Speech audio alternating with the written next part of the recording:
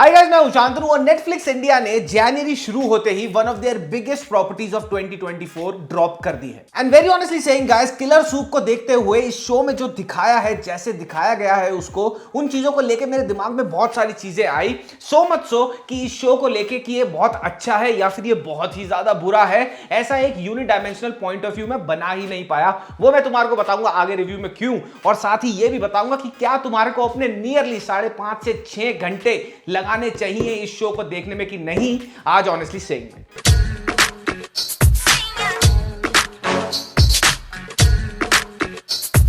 तो यार सबसे पहले तो मैं एक बात बहुत क्लियरली बोलना चाहता हूं। किलर सूप को देखने के बाद मैंने एक चीज रियलाइज करी कि बहुत टाइम के बाद मैंने एक ऐसे शो को देखा है जिसको देखने के बाद on one hand I am very happy, very entertained and very very content कि भैया एक ऐसा शो बन रहा है जहां पे क्रिएटिव लिबर्टी को बहुत अच्छी तरह यूज करा जा रहा है। And on the other hand this show leaves me very very pissed and angry. बताओ सूप कैसा था?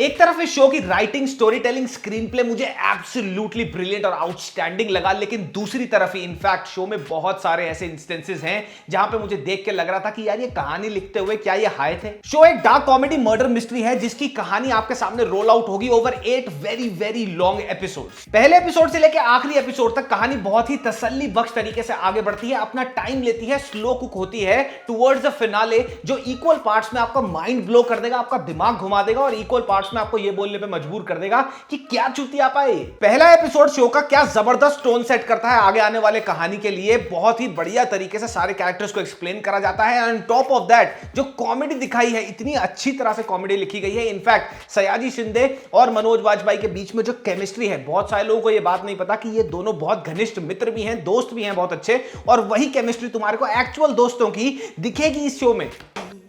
क्या हुआ? तेरा जुड़वा है रे, कुछ भी मतलब। तो शो का पहला एपिसोड आपकी एक्सपेक्टेशंस को यहां ले जाएगा। You are completely locked in कि भैया बहुत जबरदस्त रोलर कोस्टर राइड होने वाली है आगे, जो कि है भी। लेकिन फिर दूसरे से चौथे एपिसोड में स्पेसिफिकली इस शो की कहानी के अंदर लूप होल्स या प्लॉट होल्स नहीं है, वहां है 12-12 फुट के गड्ढे जिसके अंदर अगर गुड्डू गली का गिर गया ना तो एमसीडी वाले रस्सियां खींचते रह जाएंगे, गुड्डू बाहर नहीं निकलेगा। दूसरे से लेकर चौथे एपिसोड के बीच में बहुत सारी चीजें एक्सट्रीमली प्रेडिक्टेबल है। फॉर एग्जाम्पल, अगर तुम गेस करोगे कि भैया ये वाला कैरेक्टर अब मरने वाला है, वो वहां पे मर जाएगा, तुम 10 मिनट पहले ही सबकॉन्शियसली गेस कर लोगे कि नेक्स्ट कहानी में ट्विस्ट क्या आने वाला है। And on top of that दूसरे से लेकर चौथे एपिसोड के बीच में एक पैरानॉर्मल सुपर नेचुरल एंगल इन्होंने इंजेक्ट किया है कहानी के अंदर। वो देख के ना मुझे थोड़ा सा ऑकवर्ड लगा कि यार इसके बिना भी कहानी आगे बढ़ सकती थी। मैं तो सोच रहा था कि हम किसी रोमांटिक फिल्म के हीरो हीरोइन हैं, हम तो विलन निकले स्वाति। मनोज जी का शो में डबल रोल है, ये सबको पता है। मनोज जी ने दोनों रोल्स को बहुत ही बखूबी तरीके से निभाया है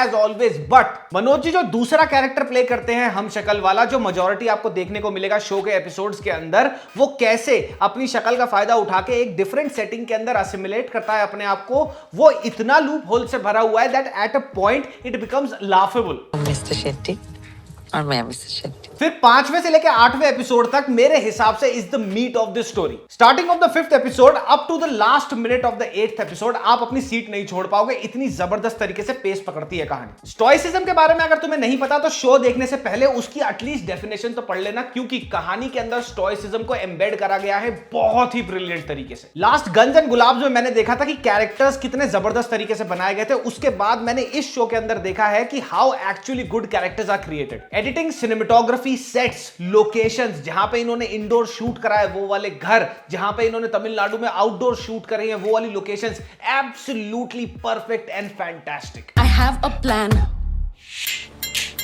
I have a plan. कलियारी पट्टू जो इंडिया का नेटिव एक मार्शल आर्ट है, उसको बहुत जबरदस्त तरीके से शो के अंदर दिखाया है। और इनफैक्ट एक शॉट तो ऐसा आता है जहां कलियारी पट्टू करते हुए एक फीमेल लीड मारती है अपने से 3 गुने बड़े आदमी को। वो वाला शॉट देख के ना बहन जो सीटी बजाने का मन करता है। कोंकणा सेन शर्मा, अनुला नावेलकर और तानी कुसुती, ये 3 मेजर लीड्स हैं इस शो की। एंड इनको देखने के बाद तुम्हें ये तो लगेगा कि इनकी बहुत अच्छी एक्टिंग है, but the way the director has actually put them on the screen, वो डिफाइन करता है that the beauty lies in simplicity. Female characters को टिपिकल इंडियन ब्यूटी स्टैंडर्ड्स के हिसाब से, टिपिकल बॉलीवुड ब्यूटी स्टैंडर्ड्स के हिसाब से आई कैंडीज की तरह नहीं प्लेस करा गया है शो के अंदर। Konkona Sen Sharma has lost a lot of weight, she looks stunning, और उसके ऊपर से उनको जो साड़ी और ज्वेलरी दी गई है दैट मेक्स हर character look even more beautiful. Kani Kusruti, she looks absolutely sexy. Anura Navelkar कुछ स्वेटर्स और एक फटी हुई डेनिम में उन्होंने अपना पूरा कैरेक्टर काटा है शो के अंदर, and she looks like a very pretty girl next door. और ऐसा नहीं है कि ये तीनों फीमेल कैरेक्टर्स कोई सेकेंडरी कैरेक्टर्स हैं शो के अंदर। मेरे हिसाब से इस शो की एक्चुअल स्टार्स ये तीनों फीमेल कैरेक्टर्स हैं।